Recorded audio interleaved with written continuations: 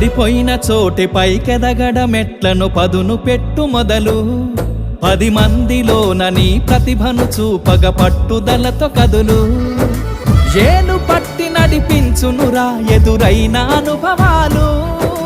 వేల ఏండ్లు వర్ధిల్లునురా నీ విజయ జ్ఞాపకాలు రాదురా ఏ విజయం నీ కోసం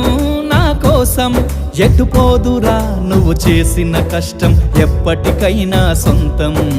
కాలంతో పయనించే వాడికి కానిది ఏముంది